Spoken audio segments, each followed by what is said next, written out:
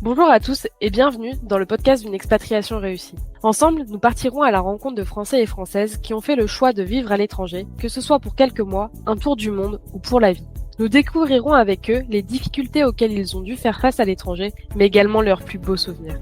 Et comme l'expatriation est l'expérience d'une vie, ils partageront avec nous ce que cela leur a apporté et nous livrerons leurs conseils pour réussir votre expatriation. Dans cet épisode, Sophie, expatriée depuis plus de 11 ans à Londres, en Angleterre, partagera avec nous comment elle et sa famille ont réussi à s'intégrer dans une nouvelle culture. Elle nous racontera les enjeux de la transmission de la culture française à sa fille et comment cette vie entre la France et le Royaume-Uni ont permis à sa fille de grandir, de s'épanouir et de comprendre le monde. Nous échangerons avec elle sur l'ouverture d'esprit, les différences culturelles ainsi que les différences entre les systèmes de santé français et anglais. Nous vous laissons avec l'épisode d'une expatriation réussie de Sophie. Bonne écoute.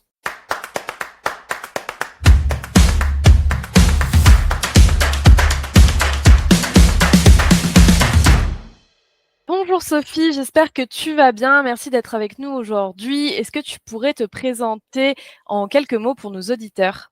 Bonjour Margot, je suis ravie d'être avec vous aujourd'hui. Alors, je m'appelle Sophie, je suis expatriée à Londres depuis 14 ans déjà. Je suis maman d'une petite fille qui a 9 ans qui s'appelle Lucie. Je suis mariée à un Français d'origine lyonnaise. Super. C'est quoi un peu ton histoire d'expatriation? Pourquoi tu es expatriée à Londres aujourd'hui? Alors Londres a toujours été ma ville préférée. J'ai fait beaucoup de camps vacances quand j'étais plus jeune, dans différentes villes autour de Londres. Mes 18 ans, mon cadeau en fait, c'était un week-end à Londres il y a 20 ans.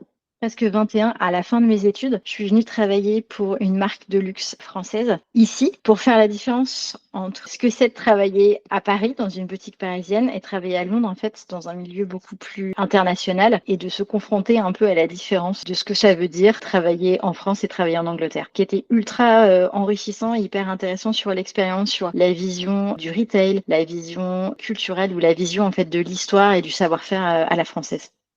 Ouais, un peu le choc des cultures dans le monde professionnel, on peut dire. Tout à fait. Et tu parlais des différences culturelles. Aujourd'hui, qu'est-ce qui te marque le plus comme justement différence entre la France et Londres? Alors, Londres, il y a l'Angleterre, mais il y a aussi le Royaume-Uni. On dit souvent que Londres est le 21e arrondissement de Paris. Ce que j'aime avec Londres, c'est le côté ultra cosmopolite des différents quartiers, des différentes ambiances, des différentes saveurs culinaires, de toutes les fêtes de tous les pays. Cette richesse des différents pays du Commonwealth et du Royaume-Uni qui permettent d'avoir ce côté ultra melting pot et vraiment international. Et Londres, c'est pour forever ou est-ce que, tu aimerais bien changer de destination pour, aller voir ce qui se passe ailleurs? Alors, forever, ça dépend si la météo reste la même. Si ça fait 14 ans qu'on est ici, je pense que ça veut dire qu'on s'y plaît, fait des attaches et développer des amitiés, des opportunités professionnelles. Après, peut-être qu'un jour, on ira dans des contrées un peu plus ensoleillées et un peu plus faciles en fait. Les derniers temps, l'ambiance politique ou économique fait qu'on se pose beaucoup de questions et on réfléchit, on réfléchit. Donc plutôt un pays où il y a du soleil pour trancher avec la pluie, londonienne. Un pays où il y a du soleil pour trancher avec la pluie londonienne. Dans les idées, on serait sur éventuellement le Portugal ou un endroit un peu plus paradisiaque, une autre île, mais vraiment ensoleillée qui serait l'île Maurice. Ce serait vraiment, trop chouette. On viendrait te voir pour profiter, de ce soleil. Avec grand plaisir. Tu parlais du contexte politique. Est-ce que, depuis le Brexit, tu as vu un changement, que ça soit dans la mentalité ou même, dans, tout ce qui est administratif? Est-ce que c'est plus compliqué de rentrer en France? Qu'est-ce que ça a changé le Brexit? Le Brexit est combiné à l'époque avec le Covid, a eu un énorme impact sur la vie, je dirais, communautaire et culturelle en Angleterre. Tous les gens qui n'avaient pas pris la mesure de côté administratif, de faire les papiers et de demander ce qu'on appelle le settle status, ne sont pas restés. Donc, il y a eu beaucoup moins de main-d'œuvre, moins d'opportunités. Et aujourd'hui, pour venir travailler en Angleterre ou au Royaume-Uni, il faut un visa de travail, ce qui n'est pas aussi simple qu'à l'époque où on était jeune étudiant. On se disait, je vais partir comme jeune fille au pair, je verrai bien, je vais passer quelques mois et puis si ça me plaît, je reste et sinon je rentre. Il y a des gens qui sont là depuis 20, 30 ans. Aujourd'hui, c'est un vrai choix pour venir puisque tout le process pour avoir ce visa demande et à la fois un certain budget et une énorme pression administrative. Et du coup, la France, c'est, une option qui s'offre à vous? Est-ce que c'est quelque chose que vous envisagez de rentrer en France? Alors la France, c'est plutôt pour les vacances. On est très attaché à la France et au fait d'être français. Pour l'instant, en fait, on se voit pas rentrer en France. Peut-être pour le manque d'ouverture d'esprit, peut-être sur certains aspects, et le manque de côté cosmopolite Ouais. sur certains d'autres. Du coup, on en parlait un peu du choc des cultures, de l'ouverture d'esprit. Aujourd'hui, ta fille, elle est un peu baignée entre deux cultures. Comment vous faites justement pour gérer ça et aussi pour lui inculquer un peu les valeurs de la France et le savoir-faire français, ce genre de choses?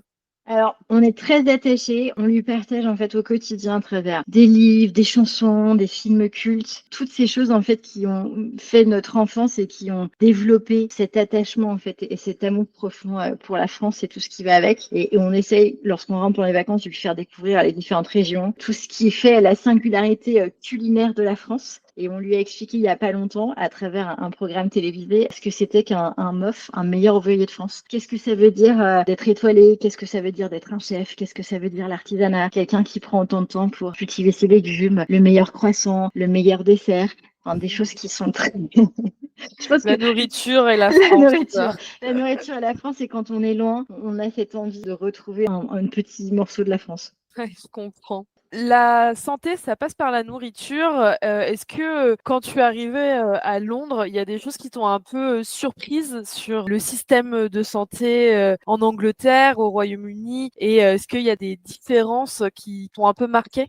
Je pense que l'exemple concret, c'est une grosse crise de sinusite où en fait on va consulter le médecin et il explique prenez un peu de paracétamol, buvez un thé, ça passera. Parce que chez eux, le médecin généraliste, c'est un créneau de 10 minutes, une question, un rendez-vous. Et ils n'ont pas le côté les antibiotiques, c'est automatique. Il faut s'adapter dans le sens où quand c'est très grave, ils sont hyper efficaces. Pour la médecine, ce qu'on appelle de confort en fait, et là où les Français sont très habitués d'être hyper entourés, ils le sont beaucoup moins. Ou par exemple, la grossesse n'est pas une maladie ici, donc elle est beaucoup moins médicalisée. Ouais. Et sur certaines choses, on est un peu moins dans la prévention. Ou par exemple, la petite anecdote, c'est tous les collègues anglais, en fait, on les voit se brosser les dents dans les grosses corporates parce que l'accès à un dentiste est assez compliqué. Et si vous n'êtes pas enregistré chez un dentiste du NHS, donc du public, et ben, vous pouvez attendre des mois en fait avant d'avoir un rendez-vous. Et dans le privé, on est sur une catégorie en fait de budget très différente. D'où l'importance de partir bien assuré aussi, on le répétera jamais assez.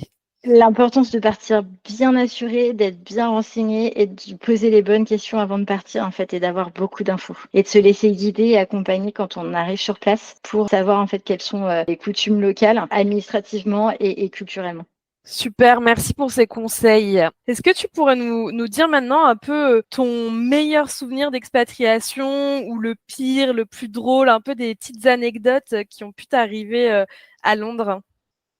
Alors, je pense que les meilleurs souvenirs et le meilleur moyen d'expérimenter la vie anglaise et de faire partie de l'ambiance, c'est le Jubilé de la Reine, l'effervescence qu'il y avait dans les rues les jours d'avant, où nous, on a été se promener sur le mall devant Buckingham Palace, où des gens ont dormi pendant des jours pour être au premier rang, pour voir le défilé, voir la reine et être là pour célébrer ce moment historique. Et tout ce qui en suivi, c'est les street parties qu'il y a un petit peu partout. Et ça, c'était un moment hyper joyeux et un moment très triste, la mort de la reine et le peuple qui se retrouve et tous les gens qui habitent en Angleterre qui sont aussi tristes que s'ils avaient perdu un membre de leur famille parce qu'elle était là pendant si longtemps. Ça, c'est, je pense, un des meilleurs souvenirs. En fait, vraiment ce côté tout le monde derrière la couronne britannique que l'on aime, on apprécie un peu moins la monarchie. C'est un vrai effet waouh et un truc hyper facile à décrire en fait tant qu'on l'a pas vécu et qu'on n'était pas vraiment dans la rue pour le voir. Des grands-parents aux jeunes enfants avec les forces de police qui sont au milieu et où on a fait tous des photos, tout le monde devant le balcon, tout le monde qui applaudit, tout le monde qui se réjouit. Ça pour le jubilé, un super souvenir et pour le moment où son cercueil en fait est parti, la tristesse du peuple qui était là pour l'accompagner dans son dernier voyage. Ça, je pense que c'était les plus grosses émotions. Et après, dans les anecdotes, il y en a plein. Il y a un jour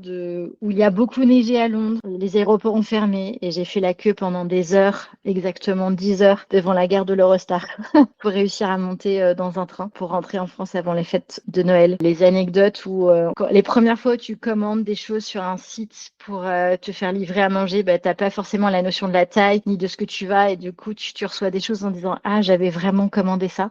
Et c'était pas ça. Ou lorsque tu arrives, les meilleurs tips, c'est surtout, je remets dans le contexte, ça fait 14 ans qu'on est là. À l'époque, Internet n'était pas en fibre optique et en high speed. Et c'était pas du tout la même chose. C'était encore des boîtes ou des relais. Et j'ai dû attendre 3 mois avant d'avoir une connexion Internet. Donc j'avais l'impression d'être complètement isolée du monde. Et jusqu'au moment où j'ai appelé le support, le service client tous les jours et je suis tombée sur quelqu'un en Écosse avec je pense de nationalité ou d'origine indienne avec un accent écossais. Et là, c'était le moment où il faisait nuit à 15 heures, puisque c'est l'hiver.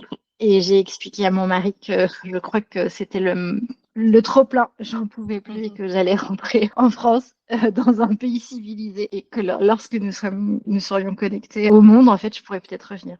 Voilà. Est-ce que tu dirais que c'est ce qui a été le plus difficile dans ton intégration? Ou pour toi, c'est quoi vraiment ce qui a été difficile? Peut-être la langue, de s'adapter à la langue, de s'adapter à la culture ou de devoir faire du lien social sur place? Alors, le plus dur, c'est vraiment, est ce que j'explique et je partage avec tous les gens qui peuvent arriver ici ou toutes mes copines, c'est l'arrivée l'hiver. Et on l'a mentionné tout à l'heure, le sujet de la météo, c'est un vrai sujet de conversation chez les Anglais. Ils peuvent passer des heures à en parler. Quand il fait nuit assez tôt, que vous avez besoin de prendre vos marques et qu'il y a plein de choses où on se réadapte, il faut être bien équipé quand on arrive. Donc, je sais pas si c'est le plus dur, mais ça forme le caractère et ça permet de se dire j'ai réussi à faire ça, donc je pourrais m'adapter un peu partout. Donc la météo a un vrai Ouais. sujet et un vrai impact sur le mental. Est-ce que tu dirais que l'expatriation, c'est quelque chose qui a changé ta vie? Ah oui, clairement. La manière dont je vois les choses, la manière dont j'interagis et à la fois avec les personnes que j'ai rencontrées ici ou que je rencontre ailleurs, on n'a pas la même manière de voir les choses et ça nous a ouvert à un monde qu'on ne pensait pas forcément. En France, je pense qu'on serait resté dans un petit monde très de confort, en fait, très cocon. Et ici, on a des liens avec des gens qui ont une histoire de vie, qui ont une culture, en fait, qui est incroyable ou qui font des choses dont on n'aurait pas forcément imaginé. Qu'est-ce que ça t'a apporté, de mieux l'expatriation? Ça m'a permis de me dire que on a peut-être vu et pensé ou on a été éduqué en fait dans une manière de penser et qu'en fait autour de nous il y a tout un monde et le champ des possibles est ouvert. Je pense que je résumerais ça comme ça. Qu'est-ce que ça a apporté de mieux à ta fille? Parce qu'on parlait beaucoup de la double culture, le fait qu'elle baignait entre la culture française et anglophone. Est-ce que tu penses que oui, c'est un point positif pour elle, mais qu'est-ce que ça lui apporte de plus que quelqu'un qui a qu'une culture aujourd'hui? Alors une confiance en elle, une manière d'interagir en fait avec d'autres enfants ou d'autres adultes où elle voit les choses en grand et elle se dit ah bah ça vous le faites ça comme ça mais pourquoi et elle pose plein de questions et la curiosité que ça lui a apporté et de se sentir à la fois très française et à la fois très anglaise et de considérer chaque personne comme une entité et comme une personnalité et d'être hyper à l'aise avec toutes les origines, toutes les religions et d'en parler assez librement. Une vraie ouverture d'esprit. Une vraie ouverture d'esprit, absolument. Est-ce que tu aurais un conseil à partager pour bien préparer son départ? Disons que si aujourd'hui tu devais te donner à toi-même un conseil avant de partir à l'étranger, qu'est-ce que ça serait?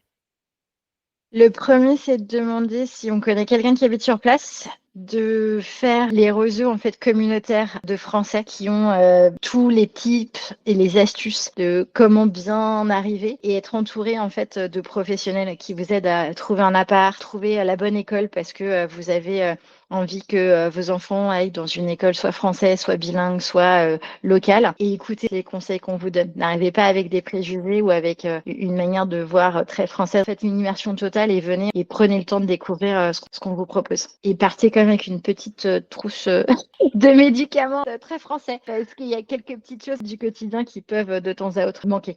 Et une bonne assurance santé, Et on le une bonne redira assurance. pas assez On le souvent. redira pas assez, mais c'est important. Parce qu'il y a quand même plein de gens qui arrivent et qui se disent, ah, c'est pas très loin, mais la vision, encore une fois, est très différente. Je comprends. Bah, merci beaucoup, c'était très intéressant comme échange. Est-ce que tu as envie d'ajouter quelque chose, le petit mot de la fin avant qu'on s'arrête? Deux petites choses. Les voyages forment la jeunesse et en anglais, en fait, le motto qui dit The world is your oyster. En gros, où que vous soyez, soyez ouverts et la vie vous amènera plein d'expériences. Trop bien. Merci beaucoup, Sophie, pour ton temps et pour ce retour d'expérience qui vraiment baigne dans la double culture et l'ouverture d'esprit. Et on espère vraiment que ça aura pu aider les futures familles qui souhaitent s'installer à Londres à avoir des retours de témoignages. Ce podcast vous est présenté par Santexpat.fr, le premier courtier et comparateur d'assurance santé international. Santexpat.fr compare plus de 300 offres d'assurance santé auprès de 28 partenaires assureurs. Plus qu'un simple comparateur, Santexpat.fr, c'est votre partenaire santé à l'étranger. Vous bénéficierez d'un accompagnement par des experts en santé internationale, ainsi que des services santé pour vous accompagner dans votre bien-être à l'étranger. Tout cela est sans surcoût. Rendez-vous dès maintenant sur Santexpat.fr pour faire votre demande de devis gratuitement.